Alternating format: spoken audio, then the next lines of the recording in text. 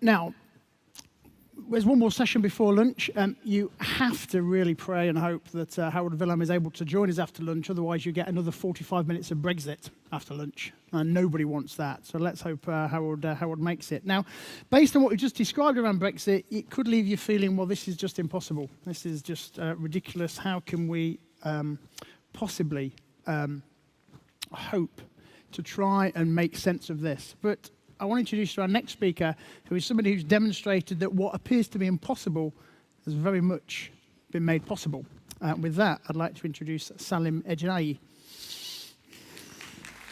Ladies and gentlemen, good morning. And first of all, I would like to thank every people that made me be a part of this today. I'm really happy to listen to all these amazing things I've heard today.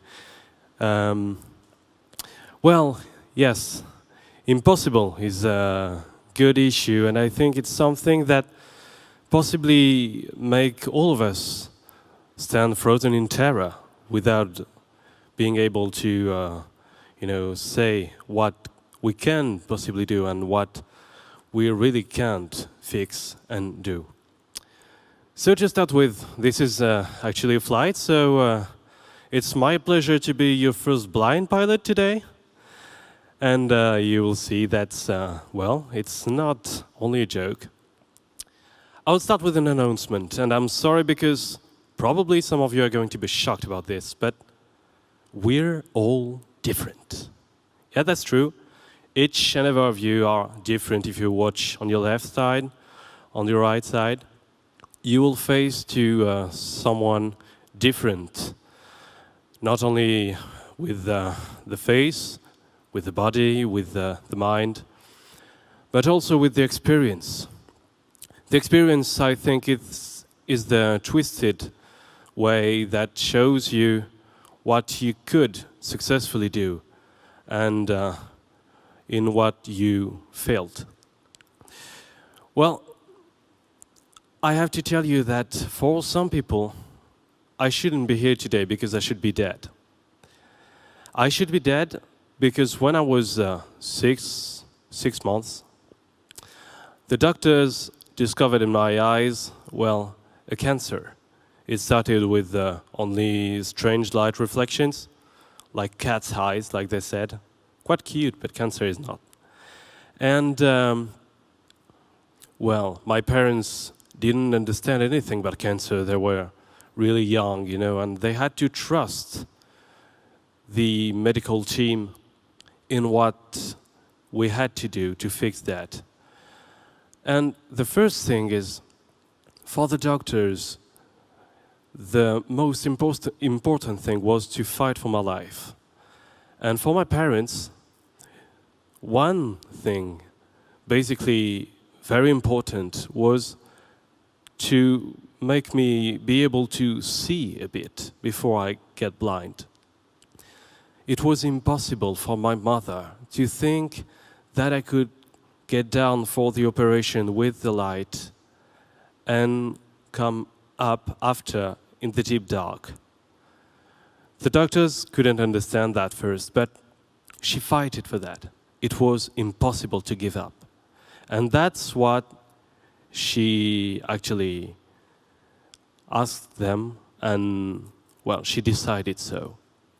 And so it worked. When I was 1, it was I was fine. I was healthy. There were no more cancer, and I still had my right eye, so I could see. I could see like every other small guy. I could discover the life. I could see aeroplanes. I could dream before stars and in front of airplanes.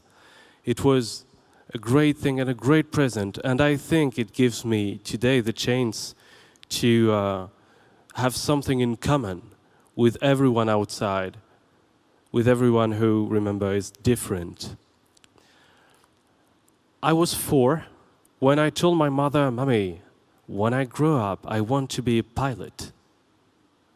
I had only one eye, so, well, she told me, "If you get a pilot, I won't come on board of your plane. I'm sorry." Well, how are you supposed to react when you're a kid and when you hear such a thing? Well, I think I didn't react. In Christmas, I got offered my first PlayStation. Wow, a window open on the dream. I could become a Jedi Knight, I could fly a fighter plane, a racing car, I could be a superhero. Do you know him? Daredevil. Daredevil, for those who don't know him, is nicknamed the man without fear. He's a blind lawyer. He's really blind in the everyday life. And he pretends not to be really easy with that. He pretends to bump in the walls, etc. And nights, he's just like a super ninja, fighting crime into the streets of New York City. And, well, that guy gave me hope. Gave me hope and learned me never to be afraid of trying things. But that was actually my secret when I was a kid. I had the chance to learn and to study with every other people, sighted people, as we say. So I was obviously different. I had a huge pair of glasses. People asked me if I was a superhero myself because they thought I was bulletproof with my huge glasses. And, well, I tried everything a kid tries at my age. One day, I had the chance to go on a day with horses organized by school. And I really fell in love with horses. When I got home, I told my mother that, well, I was really happy and I couldn't forget that. That was a great day. That was a great experience. And I said, please, okay, I can be a pilot, but please let me be a horse rider. She said, okay, I'm going to try. And during, I think, 1 year, I didn't hear about this anymore. So I thought she forgot it. But one day, she told me to get on the car. And when we got there, it was my first club. And they told me, okay, we're going to try. You still can see a bit. We don't know how to do. You don't know how to do, but together we'll try. Yeah, we risk to fail, but risking to fail is taking a chance for success. So that's what we did. The horse was too big for me, obviously. I rode with a pair of tennis shoes, well, but I was so happy. That was so good. I was as bad as every beginner. But I knew I would really love it, so I practiced. I continued. I kept going on the classes in school, the games in pauses times, and I didn't want to give up. That was just for fun, but fun is so much important at this age. We had to move. It was around Paris. I thought it took a lot of time to find a club that accepted me. And I was sad to move from there. I thought that would be harder, very hard to find a place that makes that choice. And when we moved to Bordeaux, after my diploma, before my high school, we found something better. We found something better because they had already seen a blind rider, Laetitia Bernard, a French blind rider, who was the first girl to take part to show jumping competitions, the first blind girl. And when I visited for the first time this place, they asked me if I had already took part to a competition. I said, no, obviously no, I can't. They told me, well, you're going to. Okay, we practiced. I met someone called Tiffany, who became my coach, and we practiced. We decided to put a first horse before mine.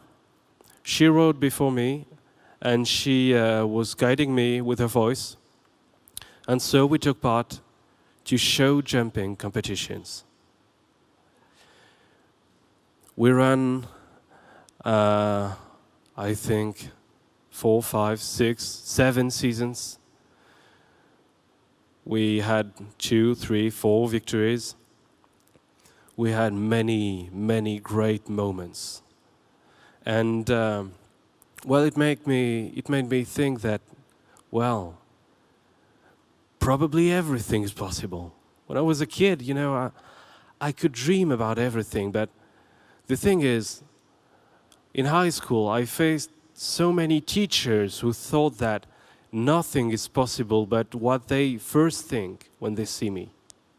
When you see a blind man, you see his glasses, you see his white cane.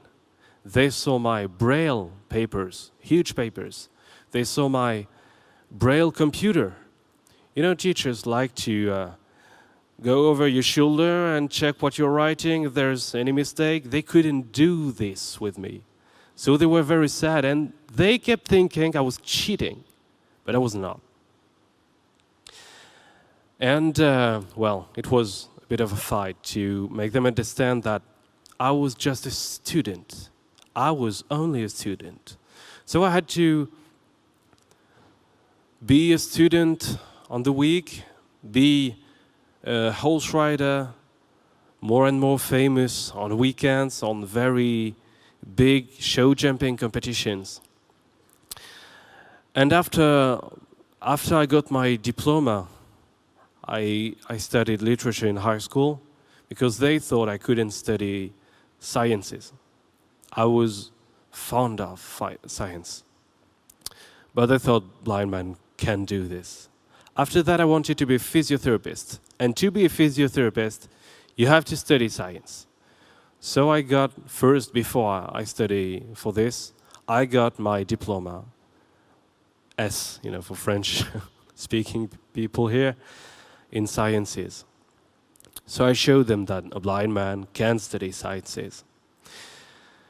In horse riding, I was happy to get these victories and to do everything, but I thought that I wasn't, you know, the one in charge of it, because I had someone in front of me, and I think the person guiding me was the one who decided where I was supposed to be, and that made me think that I was not exactly like every other rider. I'm not interested in fighting against riders because they are different. But I want to be in competition in front of riders because they are riders and because we share the same passion. So I asked Tiffany if we could change our way to work. And I wanted to be the only one on the arena. And I wanted her to be on her feet and to guide me only by the voice.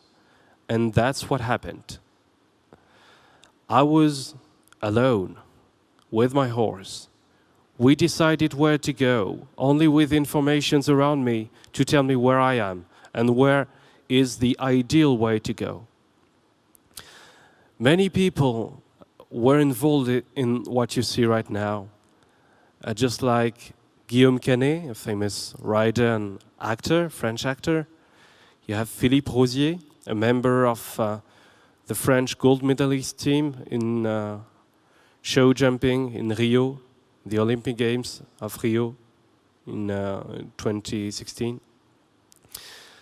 And they shared the same passion as me. I couldn't have such a dream when I was a kid and when I started that. I couldn't imagine that. It was in 2016. In 2017, we decided to try something new. We wanted to show it's possible for a blind rider to jump higher. So I opened a high jumping competition. It was still with these incredible people. And I invite you to take place on the saddle with me. And to go on that line, first you have Sebastian, who is one of my coach, then Tiffany, and in the end, Guillaume Canet, helping me to jump 1.40 meters. I couldn't imagine that. I couldn't even imagine to do that with an incredible horse. But I still had something to do. It wasn't over. My mother told me when I was a kid that she didn't want to get on board on my plane. You have around here, in La Beige, around Toulouse, an association in French called Les Mirovolants. It's the European Association for Visually Impaired Pilots, because that exists. They created with Thales the Sound Flyer that gives informations to blind pilots in audio version with sounds, with voice. We can deal with the angle of bank, we can deal with the altitude, with everything that a pilot needs to deal with and to be in charge of his airplane. The only thing we can do is deal with the outside safety. So we still have a safety pilot to tell us if there is traffic around here, if it's safe to turn right, left, to climb, or whatever we want to do. And I took lessons with them. I had this chance. I had the chance to, well, to make my dream to be pilot reality.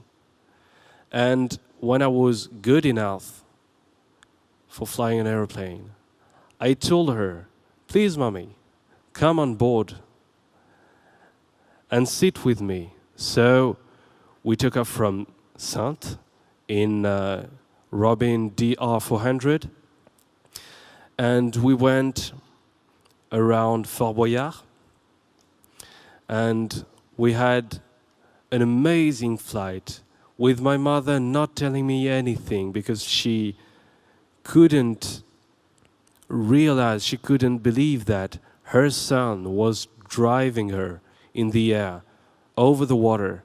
And, well, she told me that she would never even imagine something like that was possible.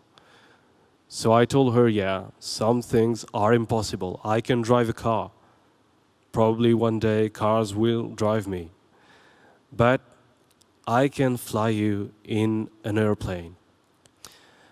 And I still think about when she told me that we're in a strange situation when we're different.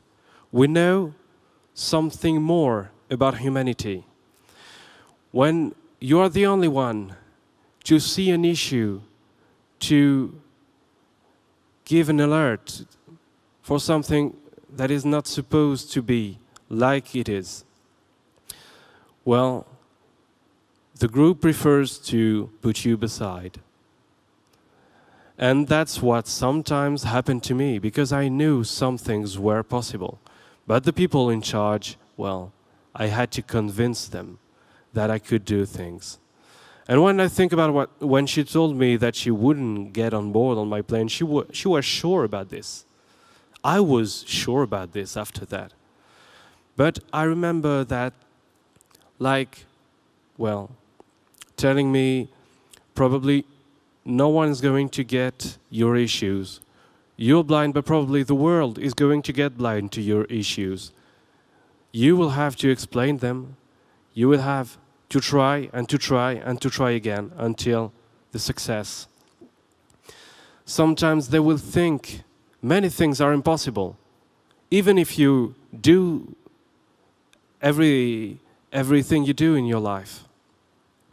But remember that sometimes impossible is only a good place to start. Thank you.